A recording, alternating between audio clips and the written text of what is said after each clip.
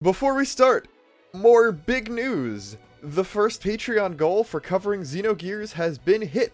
So, very shortly, I will be getting all the equipment I need to do that, and I'm gonna start playing through and recording the game. I'm really excited. Thank you to all of you who made that happen. I honestly don't have words. I'm amazed this happened so quickly, and I'm going to try to get that stuff out to you, as well as all the second channel stuff and the channel revamp, as soon as possible. There is nowhere else but up to go for me. With that being said, though, yes, believe it or not, I am going to say something critical about Xenoblade 2 for once. People for some reason I think it's like super perfect and the best game in the series easily with zero problems that none of the other games solve, but this is definitely a thing that really only Xenoblade 2 has, and in order to talk about it, I will need to give spoilers for it and Xenoblade Chronicles 1. X will be talked about here, but I don't need to give any specific spoilers, because I don't actually need to talk about plot details for it to explain what I'm talking about. And that problem is the way chapters were implemented into the game, and how it affects the pacing in a harmful way. Now, this isn't going to be a criticism of Xenoblade 2's story or its pacing, but rather how the arbitrary chapter divisions it split up into hurt the pacing and make it seem worse than it actually is. So I'm not going to be talking about things like there being instances of really long 30+ minute sets of cutscenes with no break for gameplay or just walking a little bit forward and then another cutscene. That's not the problem I'm talking about here. That is a genre thing that just comes with a package of being a JRPG, although, as you'll see soon enough, XC2's chapter divide actually makes them seem a bit worse.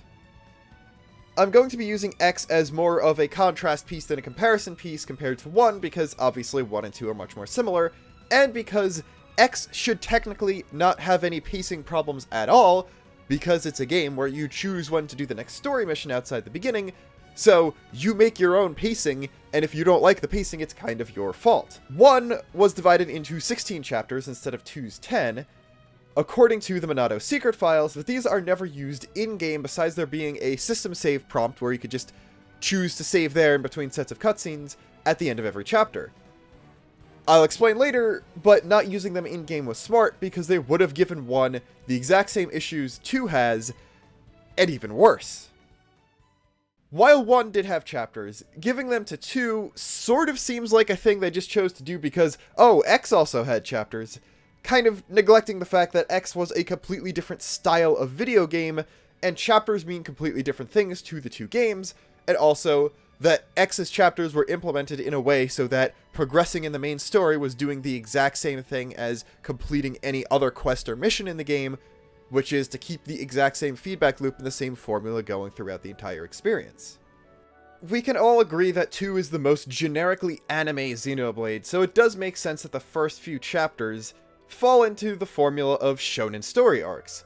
1 sets up the overall plot, the main 2 protagonists, and the ongoing villains. 2 is gathering the party and introducing Morag as another possible future ally character. And 2 through 4 all follow the formula of exploring one Titan and solving one conflict relevant to it. 5 is a little weird because you have Leftheria, Indal, and Temperantia, but Indal is very small, and you're only required to go to a tiny part of Temperantia and can't actually access the majority of it until after, so that sort of makes sense, but plot-wise it covers multiple arcs and is a lot longer than pretty much every other chapter in the game. Arriving in Leftheria to departing to Indal is very much its own arc. It's got a lot of character stuff, Rex's homecoming, that's its own thing, and it does technically have a final boss in the last fight with Zeke. And then once you get to Indal, the tone changes a lot to rush to Temperantia, stop World War, big heavy political meetings, Hayes dying. And while yes, the Jin fight and Hayes dying is a good place to end a chapter because it's a big emotional punch that makes sense plot-wise to end a chapter there, you're also getting that arc bleeding a bit into chapter 6 because while it is mostly Tantal, you do still have the whole diplomatic meeting and Niall dying and all that stuff, which really could have been a part of a split chapter 5 where it ends after the Zeke fight and then getting to Indal to leaving for Tantal is its own thing, because that has its own arc, and while Giga Rosa isn't really final chapter boss material, plot-wise the whole Nia tease all that stuff, and the Araya-Ardanian conflict slowing down is a good plot beat to end on. 7 does break the formula by giving you 2 new areas, but this does make sense because it falls under one plot arc of getting Pyra and Mithra back, plus Elpis is technically a revisit to Leftheria, and the Cliffs of Mortha is a pretty small area, plus both of them are very linear, so that does still work out to be a reasonable length chapter, and also, it's a bit of a bridge. Chapters 1 to 3 were the Pyra chapters, 4 through 6 are the Mithra chapters, 7 is the one where you don't really have either of them, and then 8 through 10 are the Numa chapters, sort of. Because, while Chapter 7 ends at a very good point, it's a great story beat, 8 through 10 are really weird. Splitting 8 off from 9 and 10 does make sense, because it's just Mortha and the World Tree are the last 2 areas of the game, so splitting those up makes sense. Plus, 8 is the whole time when you learn more about Jin, and you have him and Rex and Numa interacting and all that stuff, so that does make sense to split off from the regular party climbing the World Tree and finishing their stuff. But splitting 9 and 10 apart is kind of a bad move. They really should have been one chapter, because while yes, the World Tree is a pretty big area, and there are tons of cutscenes while you're climbing it, 10 is literally just some cutscenes, walking across an empty space, a hallway with 4 enemies, and the final boss, which leaves what should be the climactic final segment of the story, to be the shortest chapter in the game, even with the hour plus of cutscenes that are thrown into it. So it's just really, really unbalanced as a whole.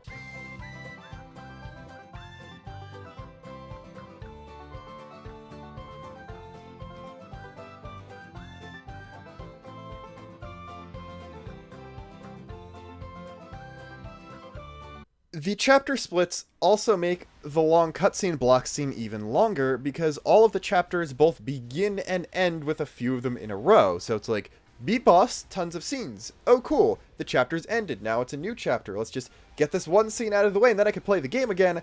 But no, a lot of the chapter splits come like halfway through the cutscene block, and you've got another several minutes to go before you can actually pick up the controller again. This isn't a problem in X, of course, because chapters are just missions. They're things that you can be outside of at certain points in the story, and they don't constantly flow into each other. So a lot of the beginning chapter cutscenes actually involve being reminded of things that happened earlier in the plot, because you're expected to have actually done some stuff in between them. Another thing is its effect on side content, and the way you stop to do things like that. 1 actually has several points of no return, while 2 doesn't actually even have that many. And there are specific moments in the story where the party is explicitly resting and preparing for it to make sense to go off and do some side stuff. In 2, during the first few chapters, it does make decent sense to be dilly-dallying a bit, besides, like, I guess the parts in Chapter 2 when you're running away or trying to avoid detection, or, like, get Nia so she isn't executed. And that's cool, but once Tantal starts sinking in Chapter 6, things kind of speed up. Canon-wise, in plot, they're always rushing from then to the end of the game. You gotta stop Tantal from sinking, then you gotta get Pyra back as quickly as possible, then you gotta not die in the Land of Mortha and reunite with the party, then you gotta rush to the top of the World Tree. But even then, you can obviously choose to go off and do side stuff whenever you want because of the way skip travel works. But for Chapter 7, you don't have the Aegis. For Chapter 8, you don't have your party. And then at the end of Chapter 8, wow, look at that, you're dropped off at the very door of the final dungeon of the game, so you might as well just finish things, since there's not going to really be any side quests in the World Tree, are there? 7 would be the place where it makes the most sense to do a lot of the quote-unquote late-game questing, but without the Aegis, you can't do pretty much anything that involves a cutscene, so whoop-de-doo, there you're screwed. This has the effect of a lot of the late-game side quests in 2 being very, very unvisited and unexplored compared to the earlier ones, and especially the ones in 1 and X. 1 has a lot of chain quest finales, and Melancholy Tyrea that can only be accessed after Mechonis Core, which gives them huge game-long payoff and is great, and some of the most memorable things in X can only be accessed after you clear the main story. Sticking with comparisons to 1 now, though, it actually has more divisions in a similar sized story, which makes a bit more sense if you think of the plot of the game like a book, because let's be real, any Xeno game would be a Tolkien-sized novel or larger, but instead of dividing the game into somewhat arbitrary segments in the middle of cutscene blocks, and by extension making them seem even longer, it just gives you a save point in the middle of the block in case, oh, you can't sit through all of these cutscenes right now, and you can't just hit the save button, so, woo, here now you can save in case you gotta turn the console off. X doesn't need this kind of thing at all, because its chapters are all short, and can be beaten in one reasonably sized sitting, which again makes sense. Chapters are just the longest version of missions, and all of those can be beaten pretty quickly. Some affinity missions even take longer than full story chapters. The last big thing are the problems that come with having to actually refer to an event as taking place in a specific chapter. Earlier chapters are much longer in terms of total playtime than the final few, and it might not even be useful to say something happens in Chapter 5 when that chapter is much closer to 20% of a playthrough than the 10% that would be expected from a story that's split into 10 chapters. It's also just kinda weird that on a casual playthrough, an early chapter could take days to complete, while you could realistically get the last 4 done in one weekend without much difficulty, although admittedly that might be accentuated just by the fact that, oh, this is the endgame now, I want to see how things end and all that stuff. The plot and total cutscene length is legitimately split up pretty well, so yeah, if you want to watch it as a series of movies, well, there you go, but video games are meant to be played, so it leaves the amount of time you spend in a specific chapter very, very lopsided, and makes the game feel worse paced than it is, because if you think 10 chapters, you think, oh, it's 10 segments of relatively equal length, I'm only starting chapter 7 now, that means there's still a lot of game to go, and then, oh wait, it's tomorrow and I'm done with the game, now what do? I guess I'll just go back and do side quests or something? Whoops. It just feels lopsided, and again, makes the game feel worse paced than it is. Now, I said Xenoblade 1's chapters existed, and that it was a good thing that they weren't used, because they would make things even worse than 2's, and I am going to explain this in a relatively rant-ish section now. This is not any form of criticism of Xenoblade 1, because I think it is a good thing that they didn't do this. This is just how the plot was divided in the Monado secret files, and these official divisions do exist in-game, but they're not providing an actual plot thing, they're just providing a quality of life thing, which is a good thing. 2 didn't give you those saves in between chapters, by the way, so that's a definite step down if you ask me. So I'm just ranting about why this is bad and why they shouldn't have used them, which they didn't, so they're good. Dunban mode is the prologue, and the Beyond the Sky scene is the epilogue, so those don't really count, but Chapter 1 is when you get control of Shulk, or the cutscene before that, all the way until the beginning of the attack on the colony. That makes sense. The attack on its own is Chapter 2, this balances out very well cutscene-wise, but it's a little gameplay-wise, although Chapters 1 and 2 are supposed to be the big beginning thing, and then the rest of the game is the rest of the game. If you got 16 chapters to work with instead of 10, then sure, you might as well just make 1 and 2 the intro ones instead of just 1. That's okay. Although, then, the second visit to Tephra Cave on its own is Chapter 3, while Bionis Leg all the way up to Zord capturing Juju is 4, which isn't split at all evenly gameplay-wise if you think about how linear the cave is compared to the amount of exploring any reasonable player will do upon arriving on the leg, and also all the experimentation that comes from getting Sharla. Ether Mines to Dunban joining is 5, which is fine, but then the real problem starts to show its head. Like 2, 1 loves to divide its chapters based on area, and not only does it have a lot more of those, but there is a lot more difference in size between them. Case in point, Satoral Marsh is Chapter 6. It is fairly big and has some side stuff, but it's a pretty linear area and has almost zero plot, with like maybe 5 cutscenes of the entire thing. Then, all of Magna Forest from getting there to when you leave Frontier Village to Aerith Sea, which not only includes the meeting Melia story arc, the getting to Frontier Village in the first place story arc, a whole bunch of Ricky stuff, actually killing the Telethia, and then all those cutscenes in between, and then leaving for Aerith Sea. That is a lot longer than just taking a trek through Satoral Marsh. huh. Then, all of Aerith C, straight up until you leave it for Prison Island, is one chapter, and not like, oh, let's make getting to Alcamoth a chapter, because getting through Aerith C tends to be pretty big, or at least Melia beginning the trial is a chapter, and then the trial to Prison Island is a thing. It's just very lopsided, because then, well, yes, the whole Prison Island things, it's a lot of cutscenes. It's literally just Prison Island that's a chapter, right up until Sorian Antiqua dying. It's super short compared to the thing that just happened before it, and then the thing that'll just happen right after it.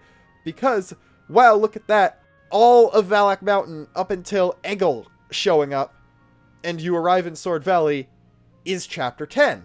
Then, Chapter 11 breaks the formula. It's Sword Valley and Galahad Fortress, because there's a lot more gameplay than in an average chapter, but there's almost no plot in Sword Valley. Sword Valley is just an extended area you go to get to Galahad Fortress, and even then, all of the cutscenes happen at the end of there. There's a huge amount of cutscenes, but it's ridiculous just in the way the plot summaries work. If you go on the wiki, read the plot summaries, Chapter 9's plot takes up the entire screen.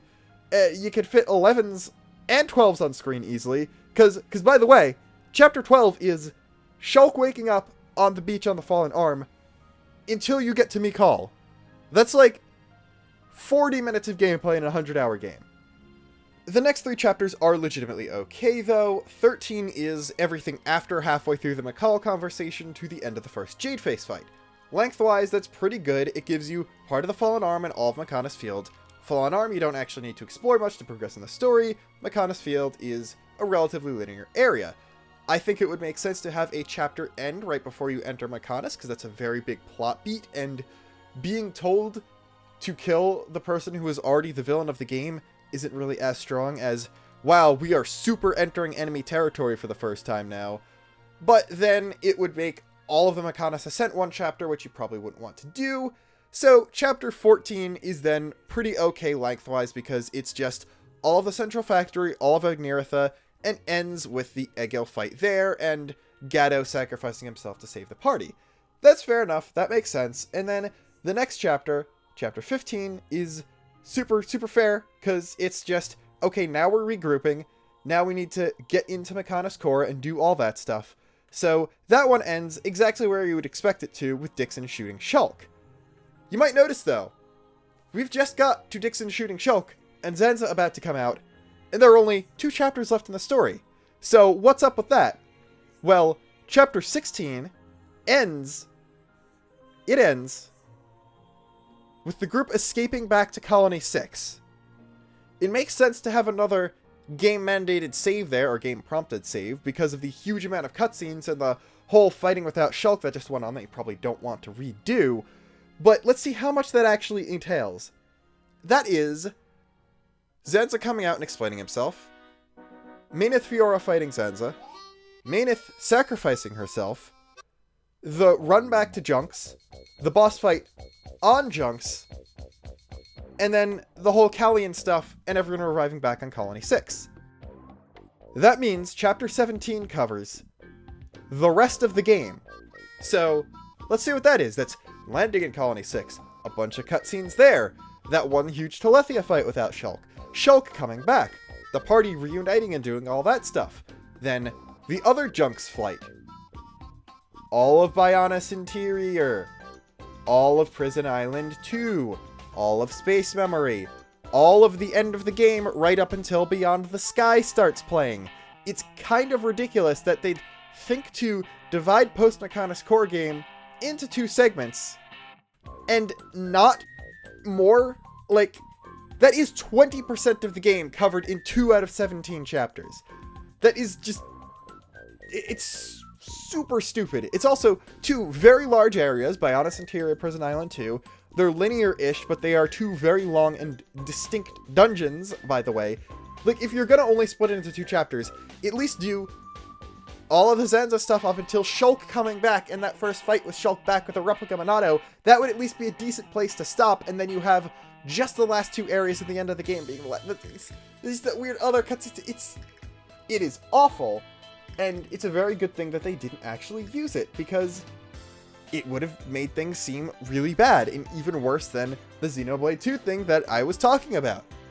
So that's kind of weird because that's the end of the video now, and I spent almost as long talking about how 1's chapters would have been bad compared to how 2's were bad, but whatever, it's just how we roll. But this is now the end of the video, and as always, thank you very much for watching, and in a special thanks to all of my patrons, especially now that Xenogears has been funded. I said it before, but I can't wait. Special shoutouts to Barracks, Lily Starflame, and Dead Pat, of course. You pay the extra money, you get the extra shoutout, you're cool. Next time is going to be in honor of X's Japanese release. I am stupid and don't exactly remember the anniversary. I think this might be 4 already, which is insane. But yeah, we're going to talk about it, and I'm going to try to convince you folks who haven't played X yet to play X, because unfortunately I don't think a Switch port is coming anytime soon. That being said, though, I don't actually have anything else to say. Until next time, this is Luxin, signing off. How about that?